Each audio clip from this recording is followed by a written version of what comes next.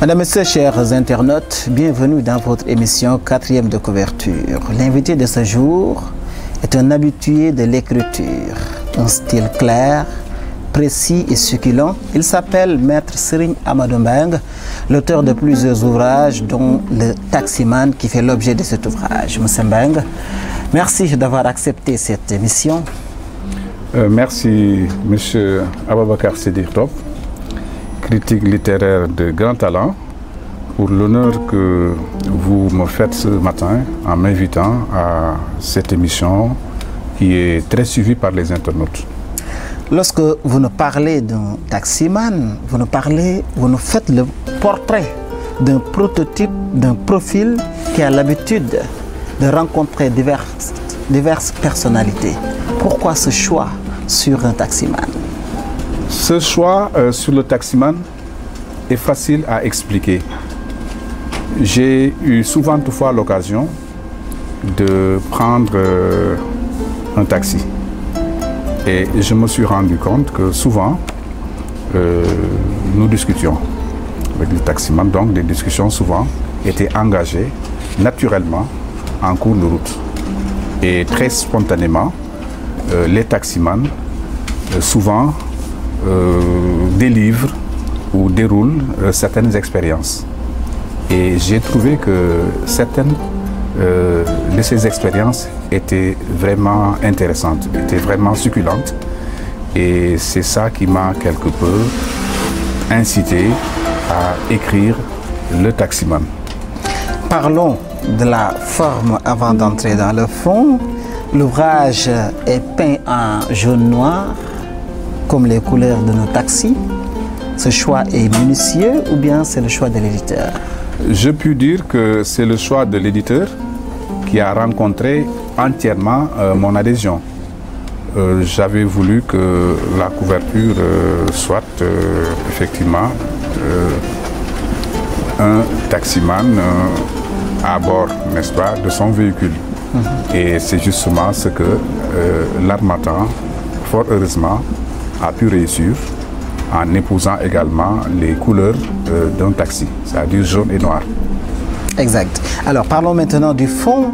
Vous l'avez dit tantôt, nous avons vu que cet ouvrage, ce sont des tranches de vie avec plusieurs chapitres, le client indélicat, l'autostopeuse, l'accueillant, l'infortuné.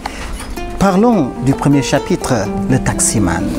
Pourquoi avoir porté votre choix sur le taximan en tant que premier chapitre? Oui, en vérité, ce n'est pas le premier chapitre. Le premier chapitre, c'est surtout le client indélicat. Exact.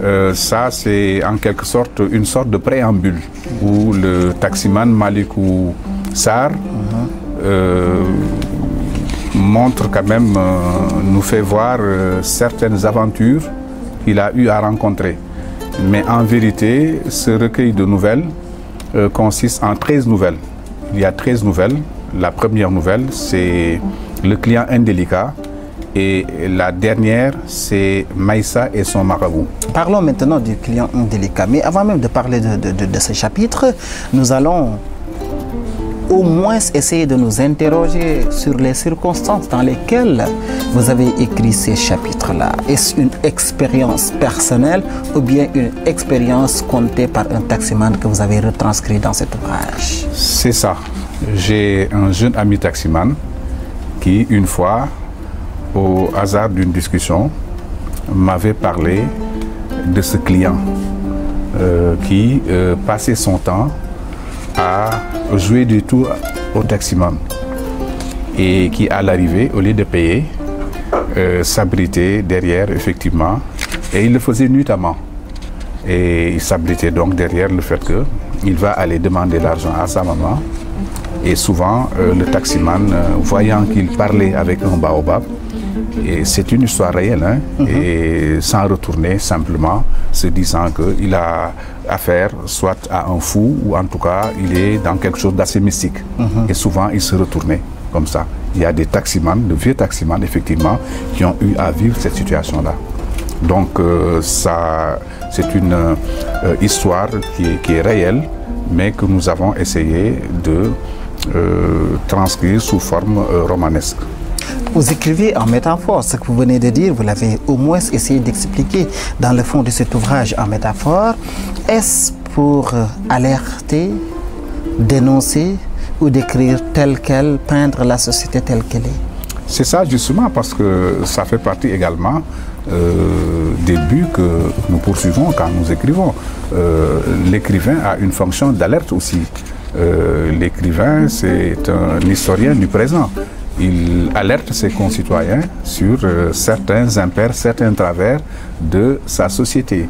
Et là également, je puis le dire, on a essayé effectivement d'alerter sur une certaine situation que vivent beaucoup de taximans qui très souvent sont effectivement pris dans les rêtes, dans les pièges de certains clients indélicats, comme celui que nous avons décrit au premier chapitre de ce recueil. Outre ce client délicat, il y a l'autostoppeuse. Toujours, cette fois-ci, vous nous présentez une femme. Pourquoi ce choix d'une femme en tant qu'une personne qui fait de l'autostop? Ou bien est-ce pour nous dire que souvent, le plus souvent, ce sont les femmes qui s'adonnent à ce genre d'action, à ce genre de fait? Je ne pense pas qu'un homme puisse effectivement avoir l'idée de s'adonner à une telle pratique. La pratique qui est décrite au travers du chapitre 2 de l'autostoppeuse. Ça aussi, ça ressort d'une expérience de taximan. Il y a beaucoup de taximans qui ont fait les frais de femmes qu'ils ont rencontrées en cours de route, envers qui ils avaient commisération et pitié, et qui finalement les ont roulées. C'est ça que nous avons essayé de décrire. Et ça aussi, c'est une situation bien réelle que nous avons caricaturée à travers ce recueil. Parce que comme vous l'avez soutenu vous-même dans la 4e couverture, nous avons essayé de faire sortir certains pans de la société sénégalaise sous forme d'ironie. Parce que vous le savez, nous sommes dans le cadre de la nouvelle. Or, la nouvelle a cette particularité d'être assez brève, assez concise, au contraire du roman. D'ailleurs, d'aucuns disent que la nouvelle, c'est un roman en plus court, n'est-ce pas? La nouvelle se caractérise par sa brièveté. C'est ça, effectivement. Et même, vous voyez un peu, la chute, elle est en général inattendue. Hein? En effet. Dans une nouvelle, ça, j'en suis aux caractéristiques. Oui. Vous le savez autant que moi, il y a peu de personnages, il y a peu de descriptions, il n'y a pas beaucoup de personnages secondaires, n'est-ce pas? Et il y a en général un seul événement qui est raconté par l'auteur. Exact. Alors, vous êtes un auxiliaire de la justice. Je vais ouvrir juste une brèche, mais qui colle avec le thème avec lequel qui fait l'objet de notre échange. Vous avez parlé de ce vous avez parlé des taximans qui rendent souvent des personnes au caractère différent, au comportement différent. Est-ce que vous avez eu, dans le cadre de vos activités professionnelles, à rencontrer des taximans qui ont eu maille avec la justice à cause des personnes qu'ils ont eu à rencontrer? Très rarement. Très rarement. Je dois dire que sur le plan professionnel, j'ai rarement eu ce genre de situation. Mais c'est des choses qui peuvent effectivement advenir, n'est-ce pas, dans les relations d'un taximan. Il peut advenir effectivement qu'il ait eu maille à partir avec des clients. Ça peut arriver. Parce que souvent, ça tourne autour du tarif ou du trajet. En effet. Ça peut parfois déboucher à la police. Exact. Et souvent, c'est réglé là-bas, à la police. Bien sûr, ça se règle à la police. En effet. Alors, nous allons... pourquoi vous avez choisi d'en faire une nouvelle? D'autant plus que c'est une histoire contenue, c'est le taximan qui rencontre plusieurs personnes dans différentes circonstances. Pourquoi vous avez choisi une nouvelle à lieu et place d'un roman? Voilà, c'est parce que j'ai déjà fait produire 2 romans, La Persévérante, ensuite La Rivale, qui est mon 2e roman. Ensuite de cela, j'avais fait produire également un recueil de poèmes florilège de souvenirs, ainsi que exploration. Alors là, j'ai voulu changer un peu de registre, changer de genre littéraire. Donc, après le roman, après le recueil, j'ai choisi délibérément de m'investir dans un recueil de nouvelles. Parce que le recueil de nouvelles, la nouvelle plus particulièrement, a cette particularité que la lecture est assez facile. Fluide. Fluide. Une nouvelle, quand vous commencez, vous terminez, parce qu'il vous faut connaître la chute, Exact. qui est très souvent inattendue, comme je viens de le dire. Donc ça participe simplement de ce changement de genre littéraire. Justement, j'allais y venir d'ailleurs.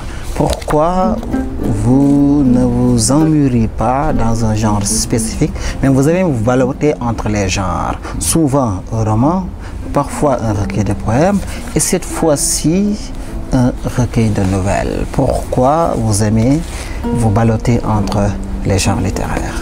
Voilà, je pense qu'un écrivain doit être quand même polyvalent. Un écrivain ne doit pas simplement se focaliser sur un genre littéraire. Quand je suis entré dans la République des Lettres, on m'a fait savoir que voici les genres littéraires. Essayez de faire des romans, des recueils de poèmes et même des essais. Et cela a été pour moi une source de motivation. Je me suis dit, mais moi donc je suis capable, je dois être capable de faire des recueils de poèmes. Parce qu'au début, je me focalisais uniquement sur le roman. Je n'envisageais pas de faire autre chose qu'un roman. C'est par la suite que je me suis dit, mais autant essayer aussi de taquiner un peu la poésie, qui est sans doute le genre littéraire le plus difficile, parce que la poésie étant une œuvre de création, n'est-ce pas, une œuvre de beauté. Avec la versification, la prose, les rimes, etc., embrasées, qu'il faut simple, qu'il faut respecter tout cela. Donc, je ne désespère pas, dans ce même sillage, demain, de sortir un essai, par exemple. Justement, écrire est une activité profonde de réflexion, bien sûr, qui demande souvent une très très grande concentration pour pouvoir mener à bien une certaine cohérence dans ces réflexions. Comment se fait la construction de vos idées, puisque, comme je l'ai dit tantôt, réfléchir pour écrire est chose tout à fait difficile. Effectivement, c'est extrêmement difficile. Mais je pense aussi que écrire, ça participe aussi d'un don. Le président Alioune Badara Bèye m'a dit une fois, à la Maison des écrivains, que beaucoup de personnes veulent écrire, mais l'écriture, c'est un don de Dieu. Il ne suffit pas de vouloir écrire pour écrire. Il ne suffit pas d'avoir du temps pour écrire. Je pense que si on n'a pas de prédisposition, si on n'a pas cette passion, on ne peut pas arriver à sortir un roman, un recueil ou une nouvelle. Parce que, en sus de la persévérance à laquelle il faudrait faire preuve pour mener à bien son ambition d'écriture, c'est-à-dire, je veux dire que de la feuille blanche à l'édition, il y a beaucoup de chemin. Exact. C'est un boulevard, c'est un marathon. Donc ça, il faut être persévérant. Mais avant cela, il faut aussi avoir le talent. Il faut avoir la technique. Mais avant cela aussi, je pense qu'il y a l'inspiration. Or, l'inspiration, elle est d'essence divine. Hein? C'est Dieu qui inspire en vérité l'écrivain. C'est un artiste, on parle de démiurge. C'est ça, parce que l'écrivain est un créateur.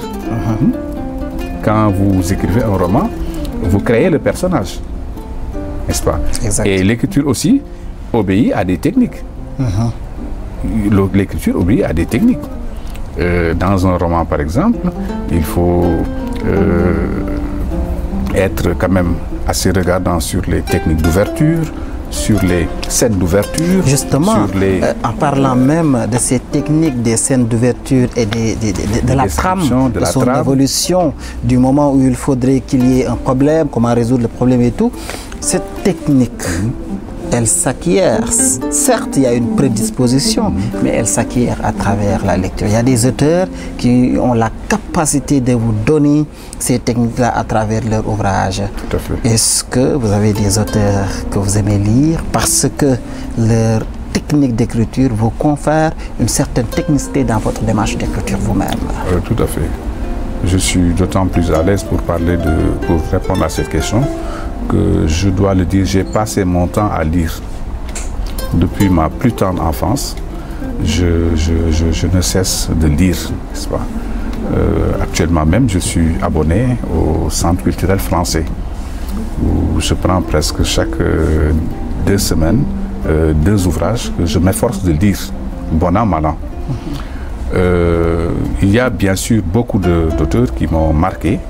Je peux vous en citer Birago Diop, je peux vous citer Abdoulaye Sadji, qui est une référence pour moi. Je peux vous citer parmi les auteurs français Victor Hugo.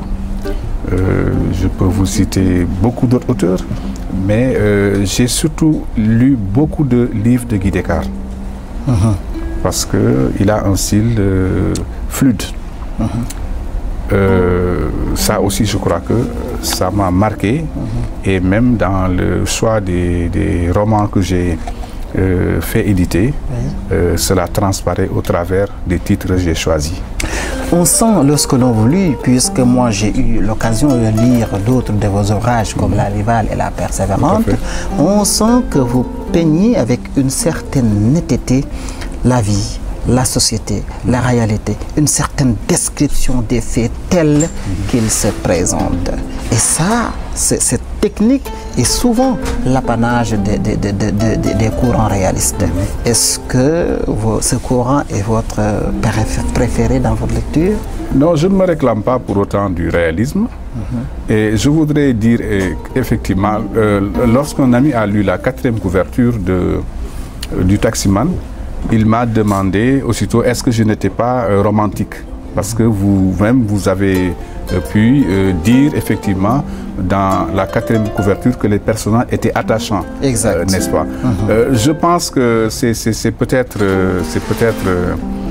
un signe, c'est peut-être aussi des efforts que je fais pour faire corps avec mon environnement, pour pouvoir décrire effectivement en bon observateur comment se fait la trame des choses. On sent souvent dans votre écriture une certaine... C'est comme si, pas une comparaison, mais vous mettez de face à face, vous créez une certaine contraste entre des milieux, entre des faits, entre des sentiments. Pourquoi également Maître Mbengue aime souvent balloter le lecteur à travers ses sentiments? Oui, parce que tout ça, c'est toujours dans le souci de créer cette évasion. Parce que, encore une fois, la lecture, à travers la lecture, la fonction évasive, on cherche à s'évader en se distrayant. C'est justement ce que recherche le lecteur. Et c'est à parvenir à cela que j'essaie d'entretenir cette flamme-là, n'est-ce pas? Que vous trouvez un peu, que vous dépeignez sous le signe du contraste, n'est-ce pas? Parce que je puis vous dire que sous ce rapport-là, Victor Hugo disait que tout homme qui prend un livre, il prend une aile. Tout homme qui ouvre un livre, il prend une aile et peut planer en toute liberté là où l'âme se meut. Donc la lecture, ça procède d'une évasion et tout écrivain doit avoir justement cette idée en tête quand il rédige un récit. Cette facilité d'écrire, cette facilité de mémoriser les passages de certains auteurs ne sont-elles pas en réalité été en adéquation avec votre corps de métier. Vous êtes avocat. Et lorsque l'on parle d'avocat, on pense au logos, on pense à cette facilité de pouvoir défendre. Vous passez tout votre temps à faire ce qu'on vous appelez dans votre jargon des plaidoiries. Est-ce que c'est ça qui vous a également, d'une certaine manière, facilité votre amour à l'écriture, mais aussi votre amour à la lecture? Voilà, ce que vous voulez dire en filigrane, c'est un problème de mémorisation aussi. Parce que, comme le disait Pascal, et même au-delà de la mémorisation, il y a également cette facilité, cette éloquence qui se dégage dans votre écriture. Bien sûr, l'autre jour, le directeur des opérations me disait que quand on peut raconter facilement des scènes, on ne doit pas avoir de difficultés pour les accoucher. Je pense que c'est surtout ça que vous voulez dire. Hein? En effet. Effectivement, je pense que c'est ça, c'est l'investissement justement qu'on met dans le récit de manière que le lecteur puisse avoir tous les éléments, tous les aspects, ou bien en tout cas faire comme s'il vivait effectivement la situation, de sorte qu'il puisse visualiser effectivement les scènes qu'on lui décrit. Lorsque l'on lit ce recueil de nouvelles de Taximan, nous voyons, comme on l'a si bien dit même dans la 4e de couverture, des pans de la société, ses tares, ses difficultés, sa situation sociale, ses tensions sociales, mais surtout ses réalités. Ça pouvait être un roman, puisque souvent, c'est le roman qui se donne aujourd'hui ce rôle. Mais votre approche trouve son originalité dans le fait que non seulement ce n'est pas un roman, mais c'est un recueil de nouvelles avec un personnage qui transcende toutes les nouvelles. Pourquoi vous avez voulu peindre notre société, non pas à travers un roman, mais à travers un personnage que vous suivez en filigrane, mais dont l'originalité se trouve dans votre approche et qui se manifeste chaque fois à travers une nouvelle. Et surtout, le personnage d'un taximan. Pourquoi un taximan? Ce profil-là, qui se présente d'une situation à une autre, ça c'était de l'intelligence, c'est une approche très très originale de votre part. Absolument. Le taximan est un personnage qui a ce privilège de pouvoir entendre tout ce qui se passe dans la société.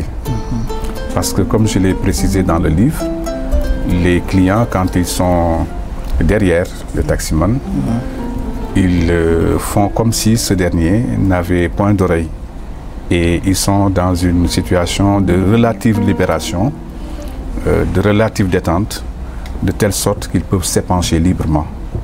Et il y a beaucoup de clients qui, effectivement, font du taximan leur interlocuteur, qui peuvent parler au taximan sans faux fuyant, sans embâge, sans anicroche.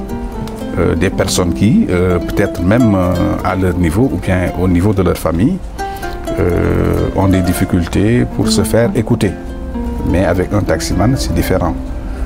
Donc pour moi, c'était le personnage idéal qui pouvait être le prétexte justement de ce recueil-là. Est-ce que c'est comme si, au-delà même du rôle de transporteur que s'adjuge le taximan, il est également une personne qui peut être à l'écoute de ses clients pour que ces derniers puissent au moins se libérer, puissent libérer leurs difficultés à travers l'expression de leurs états d'âme? Absolument. On dit souvent qu'à raconter ces mots, on les soulage. J'ai déjà dit qu'il y a des personnes qui n'ont pas à qui se confier. Et le taximan est la personne tout indiquée pour ce faire. N'importe qui peut à bord d'un taxi parler de ses rancœurs, de ses difficultés, de ses déboires, de ses tribulations et avoir une écoute sûre en la personne du taximan. Il y a également le versant quelque peu obscur, pour ne pas dire négatif, de ce que les gens ont également du taximan. Est-ce que, pourquoi vous n'avez pas voulu peindre cet autre versant que peut-être la conscience populaire a quelque peu du taximan? Je pense que ça, on peut le voir à travers le roman. Il suffit de bien cogiter les histoires pour voir que le taximan aussi, parfois, peut ne pas être en reste, parce que c'est un être humain aussi, avec ses qualités et ses défauts. Le taximan n'est pas un homme parfait. Il est comme vous et moi. Donc, il a ses défauts et ses qualités. Chers internautes, notre invité du jour est Maître Serigne Amadou Mbengue. C'est un écrivain poète sénégalais qui a su se forger un style à la fois profond et accessible à tous. Avocat inscrit au barreau de Dakar depuis 1992, il est l'auteur de La Persévérante, Fleurirèche de souvenirs, La Rivale, Exploration, paru chez L'Harmattan Sénégal, et aujourd'hui, avec son dernier ouvrage, Le Taximan, un recueil de nouvelles. Maître Serigne Amadou Mbengue, nous n'avions que 30 minutes. On vient de me signaler que le temps qui nous était imparti est terminé. Votre dernier mot. Je vous remercie, Monsieur Top. Je suis d'autant plus satisfait de cet entretien que vous êtes un homme qui s'illustre par son désir, par son amour forcené des lettres.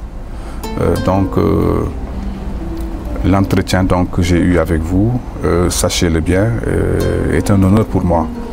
Donc, je me félicite d'avoir eu cet honneur, d'avoir été interviewé par vous-même. Et je souhaite que vous puissiez poursuivre votre mission avec la plus grande réussite. Cet honneur revient à nos téléspectateurs, nos fidèles téléspectateurs qui nous suivent à travers la plateforme de l'Harmattan Sénégal. Madame, Messieurs, chers internautes, merci d'avoir suivi cette émission et à la prochaine.